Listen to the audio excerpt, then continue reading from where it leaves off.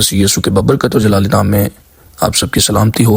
آج ہم خدا کے کلام میں سے سیکھنے کو ہیں کہ خدا کے کلام کی نافرمان برداری کر کے ہم کن مصیبتوں اور پریشانیوں میں پھنس سکتے ہیں۔ آئے کلام مقدس میں سے پہلی آیت دیکھتے ہیں، رومیو کے نام پولس رسول کا خط اور اس کا 6 باب اور اس کی 23 آیت۔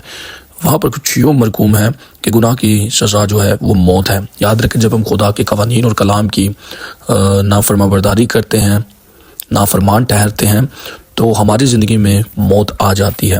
اور یاد رکھیں، یہ خاص بات ہے کہ ہم موت کے فرزند بن جاتے ہیں۔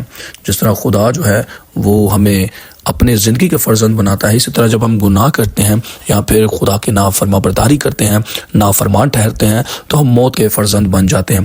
تو پہلا جو سب سے بڑا کام ہوتا ہے ہماری زندگی میں، جو منفی کام ہوتا ہے، وہ یہ ہے کہ ہم موت کے فرزند بن جاتے ہیں۔ دوسرا، جب ہم خدا کے نافرمان بردار ٹھہرتے ہیں یا نافرمانی کرتے ہیں خدا کے حضور، تو یاد رکھیں ہم مصیبتوں اور پریشانیوں میں سے بھی گزرتے ہیں، کیونکہ جب ہم خدا کے نافرمان بردار ہیں تو یاد رکھیں بہت ساری قسموں کی، بہت سارے طریقوں کی پریشانیاں، مصیبتیں ہم پر آنا شروع ہو جاتی ہیں۔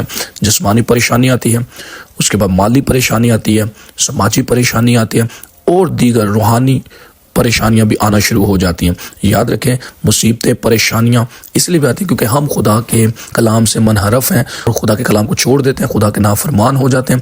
یاد رکھیں، ساؤل جب خدا کے کلام سے منحرف ہوا، خدا کے کلام کا نافرمان بردار ٹھہرا، تو یاد رکھیں وہ موت کا فرزند ٹھہرا۔ اسی طرح جب آپ اور میں خدا کے نافرمان بردار ٹھہرتے ہیں، جب ہم خدا کی نافرمان برداری کرتے ہیں، جب خدا کی ہم نافرمانی کرتے ہیں، تو یاد رکھیں ہم روح القدس کو بھی رنجیدہ کرتے ہیں۔ جب کلام مقدس میں ہم دیکھتے ہیں افسیوں کے نام پولس رسول کا خط، اس کا 4 باب اور اس کی 30ویں آیت، وہاں لکھا ہوا ہے کہ روح القدس کو رنجیدہ نہ کرو، کیونکہ یہ خدا کا روح ہے۔ یاد رکھیں، روح القدس آپ کی اور میری شفاعت کرتا ہے، آپ کی اور میری مدد کرتا ہے، تاکہ ہم مسیح میں قائم رہیں، تاکہ ہم مسیح میں قائم اور دائم رہیں، ہم اس میں بڑھتے جائیں۔ لیکن اگر ہم روح القدس کو رنجیدہ کر دیں گے تو یاد رکھیں روح القدس کے خلاف کیا ہوا گناہ نامعافی ہے کے لائق ہے۔